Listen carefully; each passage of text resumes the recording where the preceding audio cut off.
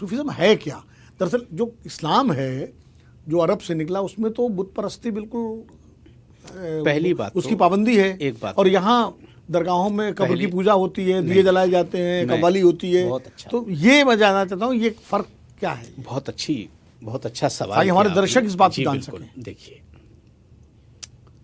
ایک بہت اچھا سوال آپ نے کیا بت پرستی کا.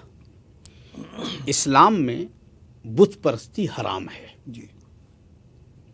بت کہتے ہیں مورتی کو. ہمارے یہاں تو اسلام میں جاندار کی تصویر بھی گھر میں نہیں لگا سکتے. جی، اسی لیے پیغمبر کی کوئی تصویر نہیں ہے.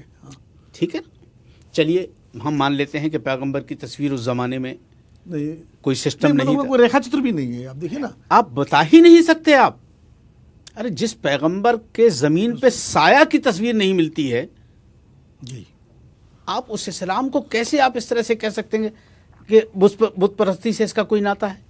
ہمارے دیکھیے جو درگاہ ہوتی ہے وہ ایک قبر ہوتی ہے، جی، اور اس قبر پہ ہم سجدہ نہیں کرتے، لیکن فاتحہ تو پڑھتے ہیں نا. فاتحہ پڑھتے ہیں. فاتحہ کا مطلب یہ نہیں ہے کہ ہم نے سجدہ کر لیا. وہاں سجدہ صرف رب کو ہے، پیغمبر کو بھی سجدہ نہیں ہے. دنیا کا کوئی بھی مسلمان نبی پاک صلی اللہ علیہ وسلم کو سجدہ نہیں کرتا، صرف ان کے اصولوں پر چلتا ہے. صرف اصولوں پر چلتا ہے. سجدہ صرف رب کو ہے، اللہ کو سجدہ ہے، اور کسی کو سجدہ نہیں ہے. پیغمبر نے بھی اللہ کو ہی سجدہ کیا ہے.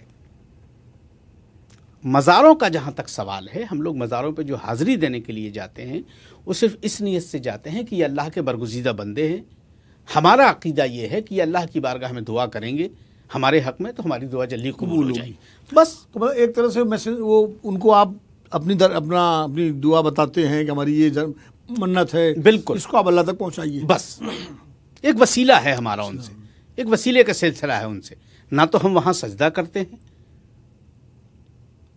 اور نہ ہم ان کی پوجا کرتے ہیں.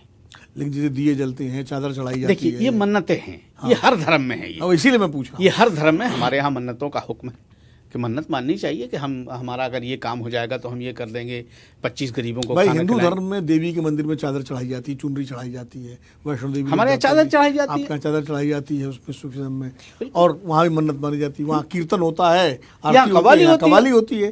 تو میں یہ کہہ رہا ہوں کہ ایک طرح سے یہ دونوں دھرموں کا ایک طرح سے سنتھسس جیسا ہے کہ اگربتی سلگانا، لوبان سلگانا، یہ ساری چیزیں جو ہے ایک طرح سے، اور یہ مندروں میں ہوتا ہے.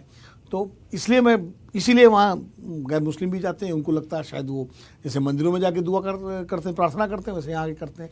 تو مجھے لگتا ہے کہ شاید دونوں دھرموں کے بیچ میں ایک پل بنانے کی بات بھی ہوگی. دیکھیے، اگر صحیح معنوں میں صرف اپنے ملک کی بات کرتا ہوں، بھارت کی، ہاں ہندوستان کی. ہمارا ملک دنیا کا سب سے خوبصورت ملک ہے. میں ملیشیا جب گیا تھا تو وہاں کے ایک اخبار والے نے مجھ سے پوچھا کہ صاحب آپ کو ملیشیا کیسا لگا؟ تو میں نے اس سے کہا تھا کہ اگر ہم مکہ مدینہ کی بات نہ کریں تو دنیا میں ہندوستان سے اچھا کوئی ملک نہیں ہے. اور آج بھی میں کہتا ہوں کہ ہمارا ملک بہت خوبصورت ملک ہے. آج ونود جی ادھر 15-16 سال کو آپ سائڈ کر دیں، اس کے بعد کا آپ ہندوستان دیکھ لیں. تعزیہ نکلتا ہے ہمارا تو غیر مسلم بھائی پہلے پانی چھڑکتے ہیں، چادر بچھاتے ہیں، اس پہ تعزیہ رکھا جاتا ہے.